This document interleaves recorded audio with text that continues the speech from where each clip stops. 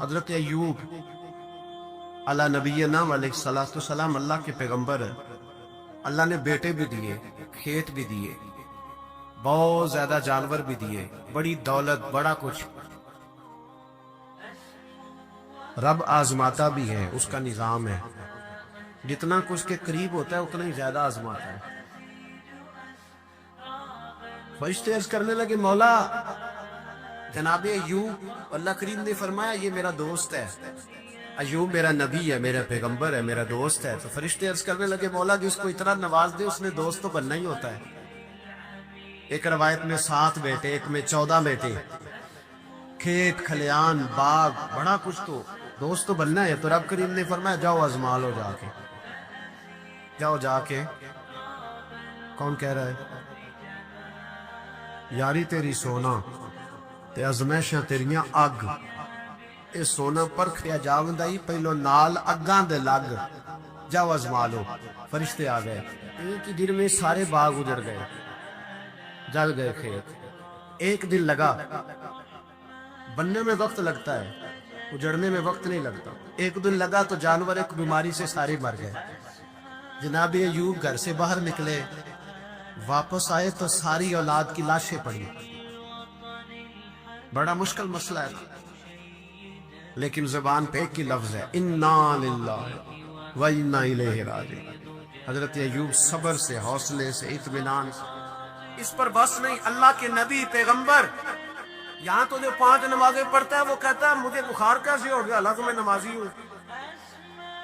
میں تو روزانہ سورۃ یاسین پڑھتا ہوں، میرے گھر میں فاقہ کیسے آ گیا.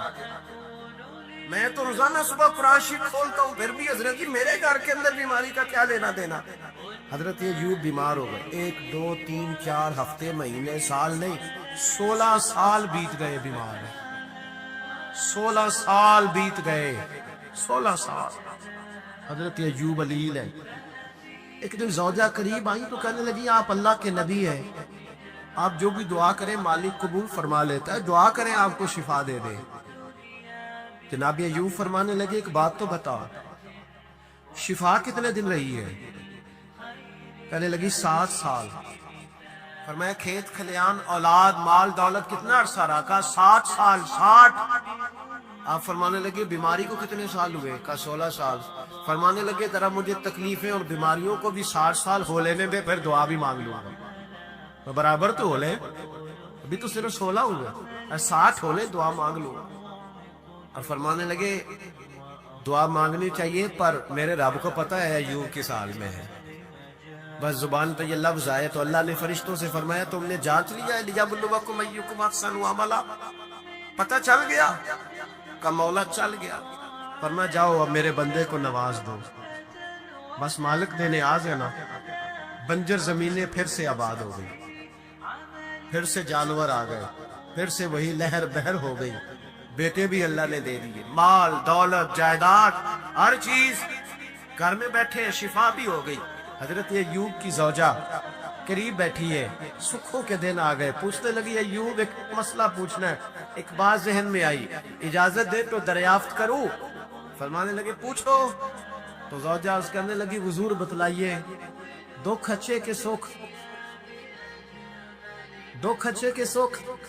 تو جناب ایوب فرمانے لگے دل سارے اللہ کے، دن سارے اللہ، دکھی رکھے تب بھی مہربانی، سکھی رکھے تب بھی فضل اسی کے ہیں. پر اگر میرے دل کا حال پوچھے نا تو دکھ بڑے اچھے تھے، بڑے اچھے تھے وہ دکھ.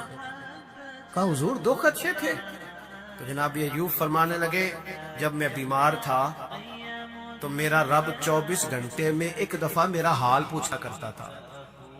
رب پوچھتا تھا ایوب تیرا کیا حال ہے؟ رب پوچھتا تھا، خدا خود میرے مجلس میں اللہ پوچھتا تھا.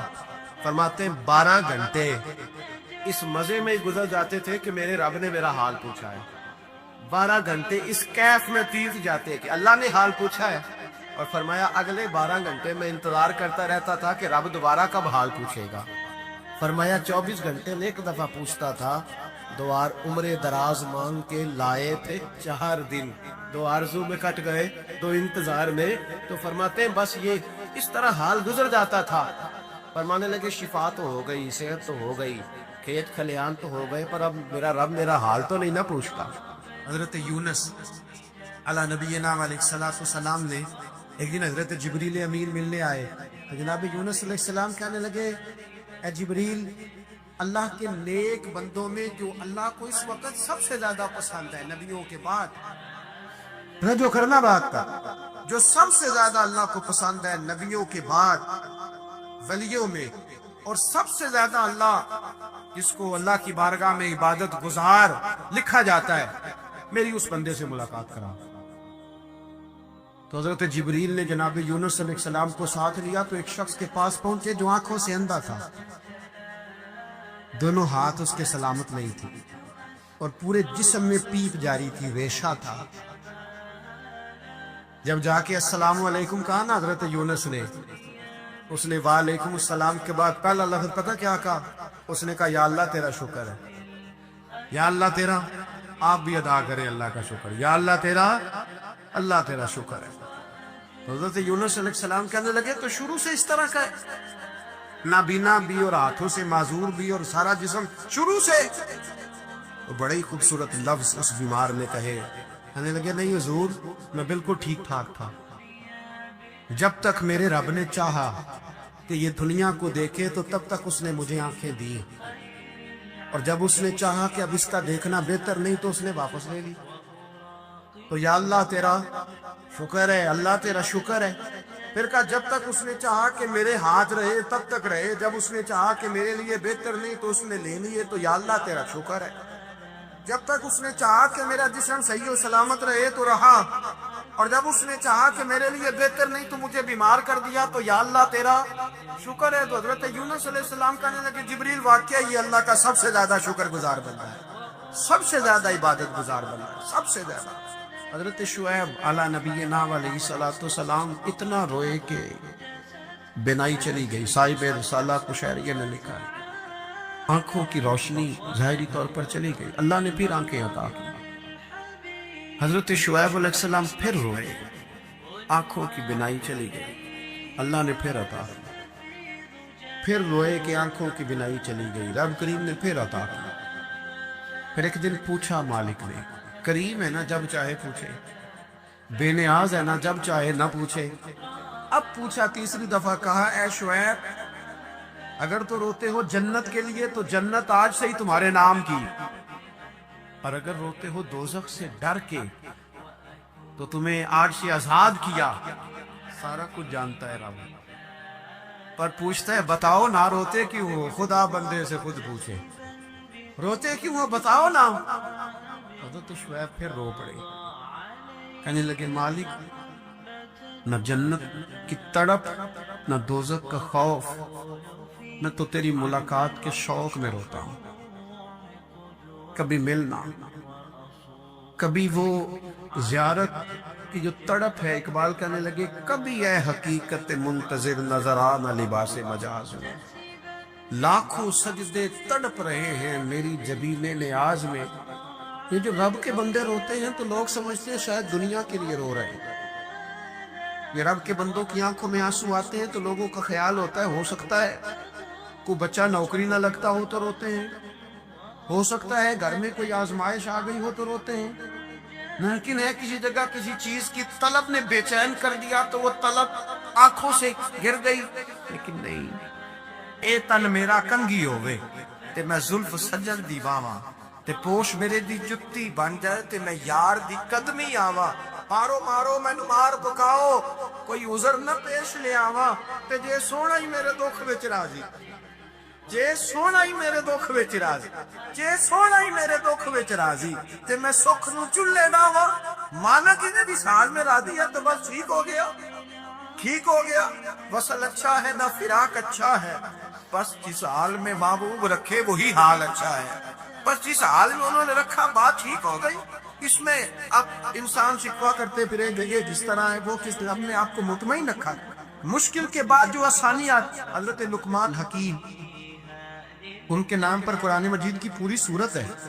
حضرت لقمان حکیم علیہ رحمہ آپ اپنے بیٹے کو نصیحت کر رہے تھے, کہنے لگے بیٹا کو مشکل آئے تو گھبرانا نہیں, تو مشکل آئے تو اکثر بیٹوں کو سمجھ آ جائے کہ مشکل آئے تو سمجھ آ رہی ہے بات؟ مشکل آئے تو، اور کیا خوبصورت جملے، بیٹے کو بٹھا کے کہتے ہیں بیٹا چھوٹی مشکل آئے گی تو اللہ بڑی مشکلات آسان کر دے گا. سمجھو چھوٹی مشکلات آئیں تو اللہ نے بڑی مشکلیں اس نے آسان کر دی.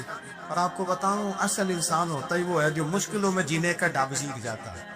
وہ بن جاتا ہے جو کرب کے حالات میں جینے کا سلیقہ سیکھتا. اپنے بچوں کو یہ سمجھانا کہ حضرت لقمان بیٹے مشکل آئے تو گھبرانا نہیں، بڑی کو ٹال دیتی ہے. وہ نیکی کا اور آسانی کا پیش خیمہ ہوتی ہے. اللہ اس کے بعد آسانی سے پیار ہے. کچھ دنوں کے بعد کہنے لگے آؤ فلاں اللہ کے نبی کی ملاقات کو چلیں، فلاں نبی علیہ السلام سے ملنے چلتے ہیں. اس زمانے میں جو نبی تھے ان سے ملنے چلے گئے. بیٹے کو پاک کی آگ دی، گھوڑے پہ بیٹھے. امام ابن جوزی نے اس کو لکھا ہے. گھوڑے پہ بیٹھے تھے دونوں کے بعد گھوڑے تھے. اب رستہ بہت زیادہ تھا، کھانا ساتھ لے لیا، پانی ساتھ لے لیا، رستہ لمبا تھا، صحرا کا علاقہ تھا. جب جانے لگے تو اتنی سخت گرمی ہوئی کہ گھوڑے بھی بے ہوش ہونے لگے. اچانک ایسی گرم لو چلی کہ گھوڑے بھی. اب دونوں باپ بیٹا جو تھے وہ بڑی جوش میں تھے کہ جانا ہی جانا ہے. گھوڑے سے اتر کر کے پیدل چلنے لگے. اب پیدل چلتے چلتے ذرا آگے گئے تو گرمی میں جتنا بندہ پیدل چلتا ہے اتنا پیاس بھی زیادہ لگتی ہے. تو پانی پیتے رہے، کھانا کھاتے رہے، کھانا پانی بھی ختم ہو گیا. تھوڑا آگے چلے نا، اس قدر تکلیف بڑی کہ حضرت جناب لقمان کے بیٹے کے پیر کے اندر ایک ہڈی پیوست ہو گئی. اتنی بڑی ہڈی تھی وہ اندر ہی چلی گئی. پیر خون کے فوارے گرنے لگے. بیٹا بھی ہوش. حضرت لقمان اس کے سرانے بیٹھے تو بیٹا تھا نا، آنکھوں میں آنسو آ گئے. بیٹے نے آنکھ کھولی تو کہنے لگا ابا جی آپ تو صبر کرنے والے ہیں، آپ رو رہے ہیں. پر میں بیٹے میں کیا کروں، میرے سینے میں جو دل ہے وہ ایک باپ کا دل ہے. تو باپ جو ہوا تیری دکھ پر رونا ہے. بڑی مشکل سے دانت کے ساتھ ہڈی نکالی. ہڈی نکلی تو خون بھی چلا. صاحب زیادہ کہنے لگا حضور آپ نے تو کہا تھا ہر مشکل کے بعد آسانی ہوتی ہے، اور چھوٹی مشکل دے کے اللہ بڑی سے بچا لیتا ہے. تو ہم تو اچھے کام چلے تھے، مشکل پہ مشکل یہ کیا ہے؟ حضرت لقمان کہنے لگے بیٹا نہ تو رب کی حکمتوں کو جانتا ہے نہ پوری طرح میں جانتا ہوں، لیکن جو میں نے کہا تھا وہ بات سچی ہے. فَإِنَّ مَعَ الْعُسْرِ يُسْرًا إِنَّ مَعَ الْعُسْرِ يُسْرًا. اللہ ہر مشکل کے بعد آسانی عطا فرمائے گا. اور فرمایا میرا ایمان ہے کہ ضرور عطا فرمائے گا. یہ بات کہہ رہے تھے کہ سامنے سے دھواں اٹھا، اتنا سخت دھواں اٹھا کہ آپ نے سوچا شاید وہاں بادی آواز آتے. وہاں چلنے لگے تو پیچھے سے کسی نے آواز دی ٹھہر جاؤ، رک. وہی رک گئے. تھوڑی دیر گزری تو کہا رک جاؤ. جب رکے تو ایک بولنے والا بولا، کہنے لگا تمہارے لیے تھوڑی دیر کے بعد جانوروں کا بندوبست کر دیا جائے گا، کھانے کا بھی بندوبست ہو جائے گا، بچے کا پیر بھی صحیح ہو جائے گا، چلے جانا لیکن ذرا ٹھہرو. حضرت لقمان کہنے لگے بولنے والے تو کون ہے؟ تو کہنے لگے میں اللہ کا فرشتہ ہوں، میں اللہ کا فرشتہ ہوں. کہا اللہ کے فرشتے اور یہ سارا کچھ کیا ہے؟ تو فرشتہ کہنے لگا اصل بات یہ ہے کہ صاحب نے بستی پر مجھے عذاب نازل کرنے کا حکم ملا تھا. آپ بڑی تیزی سے آ رہے تھے. میں نے رب سے دعا کی کہ اللہ اس باپ بیٹے کی غلطی کوئی نہیں، مہربانی فرما. رب نے پہلے آپ کو صحرا میں الجھایا، پھر میری دعا کی برکت سے آپ کے گھوڑے ٹھہر گئے، پھر میری دعا کی برکت سے آپ کا پانی ختم ہوا، پھر میری دعا کی برکت سے آپ کے بیٹے کو زخم آیا، پھر میری دعا کی برکت سے سامنے سے دھواں اٹھا. فرمایا یہ جو تمہیں مشکل سے مشکل آ رہی تھی یہ تو میرا رب تمہیں عذاب سے بچانا چاہ رہا. یہ جو تمہیں مشکل پر مشکل آ رہی تھی تو میرا مالک تمہیں عذاب سے بچا رہا، تم سمجھ نہیں رہے تھے. حضرت لقمان نے بیٹے کی طرف دیکھا تو بیٹے کہنے لگے ابا جی بات بالکل سچی ہے، افضل ذکر لا علم. اور پھر پڑھنے لگے حسبنا اللہ و نعم الوکیل نعم المولا و نعم النصیر. یہ ورد ہونے لگے. بھائی جب تجھے مشکل آتی ہے، آزمائش آتی تو اس وقت سمجھتا ہے پتہ نہیں میرے ساتھ کیا بننے لگا ہے. اللہ تبارک و تعالیٰ چھوٹی مشکل دے کے تجھے بڑی سے محفوظ رکھتا ہے. حضرت موسیٰ علیہ السلام فرعون کے دربار میں کھڑے ہیں، چاروں جانب دشمن ہی دشمن ہے. جادوگر آ گئے، انہوں نے سانپ چھوڑے. حضرت موسیٰ کے ہاتھ میں ڈنڈا تھا.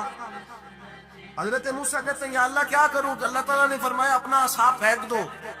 کہنا چاہیے تھا نا کہ یا اللہ ایک ہی کچھ ہے، اتنے سانپ ہے، بچانے کے لیے ڈنڈا ہے وہ پھینک دو. ڈنڈا پھینکا جاتا ہے، سانپ کو دیکھ کر کے قابو کیا جاتا ہے. یہ میرا اور آپ کا ذوق ہے نا، لیکن انبیاء کرام کا انداز ملاحظہ کیجئے میرے عزیزو. اللہ فرماتے ہیں ڈنڈا، اے موسیٰ ڈال دے اپنا عصا.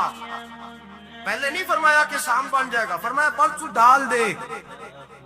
میں اور آپ ہوتے ہیں تو سام سامنے ہے، ڈنڈا ہاتھ میں ہے، ہم کہیں گے عجیب بات ہے، یہی تو دفاع کی چیز ہے، اسی کو ڈال دوں تو بچوں گا کیسے؟ کہا ڈال دو، تو حضرت موسیٰ نے ڈال دیا، کہا میرے رب کا حکم ہے تو میرے لیے بہتر ہی ہوگا۔ اللہ فرماتے ہیں جب موسیٰ نے ڈالا تو میں نے اس ڈنڈے کو، اس عصا کو اژدہا بنا دیا۔ اب کبھی عصا بھی اژدہا بنے، کبھی چھڑی بھی بہت بڑا اژدہا بنی ہے، لیکن قرآن کہتا ہے جناب موسیٰ نے ڈالا تو اللہ نے اژدہا، بلکہ اس سے پیچھے چلیے، عورتیں کمزور یقین کی ہوتی ہے نا، جناب موسیٰ پیدا ہوئے تو اللہ فرماتے ہیں میں نے موسیٰ کی ماں کے دل میں بات ڈالی، ماں کے دل میں صندوق میں ڈال کے تو اس کو دریا میں بہا دے۔ حضرت موسیٰ کلیم اللہ علیہ السلام کے پاس اسرائیل روح نکالنے آئے تو حضرت موسیٰ نے تھپڑ مارا، آنکھ نکال دی، واپس گئے۔ اللہ انہوں نے تو جلال فرمایا، کہا موسیٰ علیہ السلام سے کہیے بیل کی پشت پر ہاتھ رکھے، جتنے بال ان کے دست مبارک کے نیچے آئیں گے اتنے 1000 سال ان کی عمر بڑھا دی جائے۔ یعنی میرے کان میں کو بتا دے کہ جناب 60 سال بڑھ گئی، کیا آپ کے کان میں کو کہہ دے تو خوشی ہوتی ہے کہ نہیں؟ لیکن یہ حقیقت پسندی نہیں، اس لیے کہ 60 بھی گزر جائیں گے، 70 بھی، یہ حقیقت نہیں۔ حضرت موسیٰ چلے میں مثال دیتا ہوں، سمجھ لیں 10 بال، حالانکہ بہت زیادہ آتے ہوں گے، 10 بال اگر حضرت موسیٰ کے ہاتھ کے نیچے آئے تو 10,000 سال تو عمر بڑھ گئی نا۔ 10 یعنی 10 سال نہیں، 10 100 نہیں، 10 بہت زیادہ تھی نا۔ تو حضرت موسیٰ کلیم اللہ علیہ السلام سے آ کے عرض کیا گیا حضور بیل کی پشت پر ہاتھ رکھیں، جتنے آپ کے ہاتھ کے نیچے بال آئیں گے اتنے 1000 سال عمر بڑھ جائے گی۔ تو حضرت موسیٰ نے حقیقت پسندی والی بات کی، فرمایا پھر کیا ہوگا؟ 10,000 سال کے بعد پھر کیا ہوگا؟ کہ حضور جانا تو پھر بھی ہے، پر میں پھر ابھی چلتے۔ فرعون کو اس نے وہ خواب دیکھ لیا تھا کہ ایک ستارہ اٹھے گا اور پھر وہ گرے گا تو میری ساری سلطنت کو تباہ کر دے گا۔ نجومیوں سے اس نے پوچھ لیا، اس نے کہا کہ ایک بچہ پیدا ہوگا جو تیری سلطنت کو تباہ کرے گا۔ چاہیے تو یہ تھا کہ وہ توبہ کرتا، لیکن اس نے کیا کیا کہ اس نے بچوں کو قتل کرانا شروع کیا۔ یُسَبِّحُونَ أَبْنَاءَکُمْ، ذبح کرا دیتا تھا تمہارے بیٹوں، اور بچیوں کو وہ زندہ رکھتا تھا۔ تو حضرت موسیٰ جب پیدا ہوئے تو ان کی والدہ نے پتہ کیا کیا، ان کو ایک صندوق میں بند کر کے دریا میں بہا دیا۔ اب دریا میں بہتے جا رہے ہیں تو ماں کی تو پریشان بھی ہو گئی، ان کی ہمشیرہ کو کہنے لگی ذرا دھیان رکھنا کدھر جاتے ہیں۔ حضرت موسیٰ علیہ السلام دریا میں بہتے بہتے نا، فرعون نے نا دریا کے کنارے مکان بنایا ہوا تھا۔ آپ کو پتہ ہے بادشاہوں کا ذوق ہوتا ہے، آج کل ہمارے جو حکمران ہیں انہوں نے اس کا نام فارم ہاؤس رکھا ہوا ہے، میرا فارم ہاؤس، اور پرانے زمانے میں لوگ ڈیرا کہتے تھے، تو اس نے بھی اس طرح کا فارم ہاؤس بنایا ہوا تھا۔ وہاں پہ حضرت موسیٰ علیہ السلام تیرتے ہوئے تابوت کے اندر، صندوق کے اندر جا رہے ہیں۔ فرعون اور ان کی بیوی حضرت آسیہ بے اولاد تھی، بڑی تڑپ تھی بیٹے کی، وہ بھی وہاں کھڑی تھی۔ صندوق تیرتا ہوا آیا تو فرعون نے کہا کہ جاؤ پکڑ کے لاؤ، دیکھو کیا ہے۔ جب وہ لے کے آئے نا تو آپ کی ہمشیرہ جو نگرانی کر رہی تھی پریشان ہو گئی کہ یہ تو اس کے ہاتھ لگ جائے، یہ تو اب مار ڈالے گا۔ لیکن جب خوبصورت اور چمکتا ہوا بچہ دیکھا تو بی بی آسیہ کہنے لگی یہ بنی اسرائیل کا ہے ہی نہیں، یہ تو پتہ نہیں کہاں سے بہتا ہوا یہاں آ گیا ہے، تو ایسے ہی چھوڑ، یہ پتہ نہیں کہاں سے، رکھ نہ لیں، رکھ نہ لیں۔ تو حضرت موسیٰ علیہ السلام وہ کہنے لگا نہیں انہی کے ہیں، موسیٰ علیہ السلام اسی کے ہیں۔ تو آسیہ کہنے لگی تیرے تو سر پہ نا بس بھوت ہی سوار ہو گئے، ہر وقت وہی لوگ تجھے یاد رہتے، یہ پتہ نہیں کہاں سے بہ کے آئے۔ اب رکھ لیا، مان گیا فرعون۔ آپ فرعون کے گھر میں جو اس لیے بچے مروا رہا تھا کہ میری سلطنت حضرت موسیٰ پیدا نہ ہو جائے، تو اسی کے گھر میں پرورش پانے لگے، اسی کے گھر میں۔ اب عورتیں منگائیں گئی دودھ پلانے کے لیے، تو حضرت موسیٰ علیہ السلام کسی بی بی کا دودھ نہیں پیتے، تو آپ کی ہمشیرہ نہ وہی دائیں بائیں گھومتی رہتی۔ تو کہنے لگی جناب آسیہ سے کہ میں ایک بی بی کو جانتی ہوں، بڑی صاف ستھری ہے، مجھے امید ہے یہ بچہ اس کا دودھ پیے گا۔ تو فرعون کہنے لگا دوڑ کے لا، تو اپنی والدہ کو لے کے آئی، تو حضرت موسیٰ نے فوراً دودھ پینا شروع کر دیا۔ فرعون کو پھر تھوڑا شک ہوا، ایک روایت یوں بھی لکھی ہے بعض لوگوں نے کہ فرعون ایک دن اٹھایا ہوا تھا حضرت موسیٰ کی ابھی تھوڑی سی عمر تھی تو آپ نے اس کی داڑھی پکڑ کے تو ایک گھونسا دے مارا. جلالی تو شروع سے ہے نا.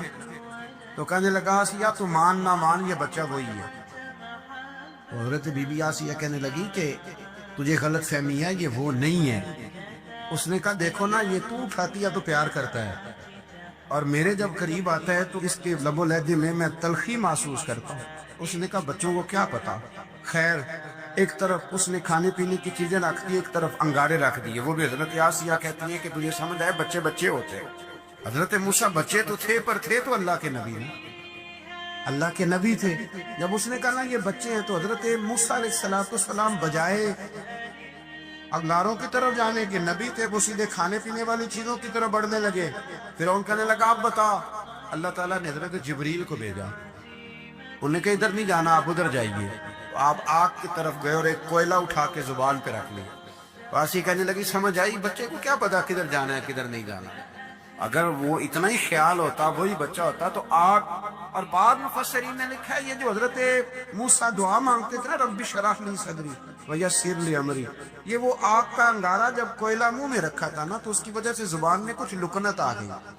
تو آپ دعا کرتے تھے کہ یا اللہ میری زبان کی وہ بند گرا کھول دے تاکہ میں کھل کے فرعون کے سامنے بات کر سکوں. وہی حضرت موسیٰ پلنے لگے، وہی پلے، وہی جوان ہوئے، وہی اللہ نے ساری دولتیں دی. بہن بھی ملی، ماں بھی ملی اور سارے عزیزوں کا پیار بھی ملا. اسی گھر کے اندر اللہ نے پرورش کر کے فرعون کے ظلم سے بنی اسرائیل کو نجات عطا فرمائی کہ موسیٰ بھی فرعون کے گھر میں پلنے لگے. اور جب جوان ہو گئے تو فرعون کے ہاں جو ظلم ہوتا تھا حضرت موسیٰ اس پر بول پڑتے تھے، جلال فرماتے. تو فرعون پھر ناراض رہنے لگا یہاں تک کہ اس نے آپ کو نکال دیا. آپ تشریف لے گئے وہاں سے. تو حضرت موسیٰ ایک دن شام کے وقت دوبارہ آئے بستی میں. لوگ سوئے ہوئے تھے تو دو آدمی، ایک بنی اسرائیل میں سے اور ایک فرعون کی اپنی قوم میں سے، وہ دونوں آپس میں جھگڑ رہے تھے. لیکن وہ جو حضرت موسیٰ کی بنی اسرائیل کی قوم کا شخص تھا اس پر وہ قبطی، وہ جو فرعون کے قریبی لوگوں میں سے تھا، وہ ظلم کر رہا تھا اور بوجھ اٹھانے کی بات کر رہا تھا. اب اس نے حضرت موسیٰ کو پکارا کہ یہ دیکھے میرے ساتھ کس طرح کی بات کر رہا ہے. تو حضرت موسیٰ کا ارادہ بھی نہیں تھا. آپ نے بس اس کو سمجھایا پر کچھ لوگوں کو سمجھ. تو حضرت موسیٰ نے پھر ایک مکہ مارا، ایک گھونسا مارا، صرف ایک ہی. یہ کئی تگڑے اور دلیر اس طرح کے بھی ہوتے ہیں کہ گھونسا ایک بھی برداشت نہیں کرتے. وہ ایک مارا، آدمی دھڑام سے زمین پہ گرا اور ماری گیا. حضرت موسیٰ کا ارادہ نہیں تھا لیکن وہ مر گیا. حضرت موسیٰ علیہ السلام نے اس بات پر اپنے رب سے استغفار بھی فرمائی. قرآن کہتا ہے کہ انہوں نے معافی چاہی کہ اللہ میرا ارادہ نہیں تھا. بہرحال اگلے دن نا حضرت موسیٰ دوبارہ آئے. وہ سنا کرتے تھے نا ہم کہ بے وقوف دوست سے عقل مند دشمن بہتر ہوتا ہے. وہ کم از کم دشمنی تو عقل مندی سے کرتا ہے نا. لیکن جو بے وقوف دوست ہو بے وقوفی. حضرت موسیٰ دوبارہ آئے تو وہ بنی اسرائیلی اگلے دن کسی اور سے جھگڑا کر رہا تھا. پھر اس نے مدد کے لیے پکارا تو حضرت موسیٰ کہنے لگے مجھے لگتا یہ ہے کہ تیری عادت ہے، خود بڑا جھگڑالو ہے، تو نے روز نیا جھگڑا شروع کیا ہوتا ہے. حضرت موسیٰ جب اس کی طرف بڑے نہ ڈانٹنے کے لیے تو اس نے شور کرنا شروع کر دیا. کہنے لگتا جس طرح آپ نے اسے کل قتل کیا تھا مجھے بھی قتل ہی کریں گے. یہ انسانوں کا مزاج ہے کہ آپ جب تک کسی کے طبیعت کے مطابق چلے گئے وہ راضی رہتا ہے اور ذرا آپ اس کی طبیعت سے ہٹتے ہیں تو وہ شور کرتا ہے. اس نے کہا جی آپ مجھے بھی لگتا ہے ماریں گے. حضرت موسیٰ کلیم اللہ علی نبینا علیہ السلام کے بارے میں جب اس نے شور کیا تو بات پھر فرعون کے دربار تک گئی. وہ تو پہلے ہی بہانہ تلاش کر رہا. اس نے کہا ڈھونڈو پکڑو اور معاذ اللہ شہید کریں گے. کسی نے آ کے خبر دی کہ آپ یہاں سے ہجرت کر دیں اس لیے کہ آپ کے لیے یہاں حالات درست. اور بھائی یہ چھوڑ دیا کریں بات کہ فلاں آدمی کے حق میں فلاں جگہ حالات کیسے خراب ہوئے تو نبی کریم علیہ السلام مکہ چھوڑ کے کیوں آئے. حضرت موسیٰ علیہ السلام نے ہجرت کیوں فرمائی. یہ ایک ایسی عجیب بحث ہے جس کو لوگ بلا وجہ چھوڑ دیتے، بلا وجہ چھیڑ دیتے. اور بالخصوص ایک خاتون نے ایک دفعہ مجھے پیغام دیا تو میں بڑی اس کی بات سن کے مجھے عجیب لگا. وہ کہنے لگی کہ دوسری جگہ میری شادی ہوئی ہے, مجھے طلاق ہو گئی تھی. تو مجھے ایک تانا روز سننے کو ملتا ہے, تو اتنی اچھی ہوتی تو وہاں نہ رہ لیتی. تو بھئی یہ کوئی تانے والی بات ہے؟ کوئی ضروری ہے کہ بیوی غلط ہوتی ہے تو طلاق ہوتی ہے؟ اللہ کے محبوب علیہ السلام کی 2 صاحبزادیوں کو ابو لہب کے 2 بیٹوں نے طلاق بھیج دی تھی. کس کی غلطی تھی؟ تو آپ کیا کہہ سکتے ہیں یہاں کیوں طلاق؟ تو اتنی جلدی بات تھوڑی کر دیں گے آپ, تھوڑی احتیاط فرمائیں بولیں. حضرت موسیٰ علیہ السلام وہاں سے نکلے اور آپ مدین کی طرف چلے گئے. مدین وہ علاقہ تھا جہاں فرعون کی حکومت کوئی نہیں تھی.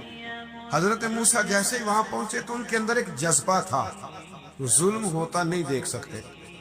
جب وہاں پہنچے تو انہوں نے دیکھا لوگ اپنے اپنے جانوروں کو گھاٹ پہ پانی پلا رہے ہیں, اور 2 خواتین ہیں وہ بالکل پیچھے کھڑی ہیں. تو حضرت موسیٰ کلیم آگے بڑھ کے کہنے لگے تم کیوں نہیں پانی پلاتی؟ تو وہ کہنے لگی ہمارا بھائی کوئی نہیں, باپ ہمارا بوڑھا ہے. اللہ اکبر. مجبوری یہ ہے, ہم ہیں بھی پردہ دار گھرانے کی, مجبوری ہماری یہ ہے کہ جب تک یہ سارے لوگ پانی پلا نہیں لیں گے اتنی دیر تک ہماری باری نہیں آئے گی. تو حضرت موسیٰ کلیم اللہ علیہ السلام فرمانے لگے اچھا یہ بات ہے تو جانور مجھے دو. وہ ہو یہ رہا تھا کہ چونکہ مرد پانی پلا رہے تھے اور جتنے بھی مرد آتے جاتے تھے وہ گھستے جاتے تھے, اور عورتیں بیچاری کھڑی تھیں. حضرت موسیٰ جھٹ سے آگے بڑھے, پیچھے ہٹو. ان 2 خواتین پاک باز عورتوں کے جانوروں کو پانی پلایا اور پھر آپ دوبارہ وہیں بیٹھ گئے. وہ بیویاں جلدی جلدی گھر گئیں, جا کے اپنے والد سے کہنے لگی ابا جی کمال ہو گیا, اس بستی میں ایک ایسا آدمی ملا ہے جو عورتوں کی طرف دیکھتا ہے تو نیکی کرنے کے لیے آگے بڑھتا ہے, جو مجبور اور بے کس کے لیے اچھے جذبات رکھتا ہے. فرمایا جلدی لاؤ. کچھ مفسرین اور طرف بھی گئے ہیں لیکن جمہور نے لکھا ہے کہ وہ حضرت شعیب علیہ السلام تھے. حضرت شعیب نے گھر بلایا, اپنی ایک بیٹی کو بھیجا, فرمایا بیٹے بلا کے لاؤ. وہ جب گھر آئے تو آپ فرمانے لگے آپ میرے ساتھ اجرت طے کر لیں, 8 سال یا 10 سال آپ میری بکریوں کو چرائیں, میرے گھر میں رہیں. اور پھر فوراً ہی فرمانے لگے اگر آپ ہمارے گھر میں رہیں گے دیکھ بھال کریں گے تو میں اپنی ایک بیٹی کا نکاح بھی آپ کے ساتھ کر دوں.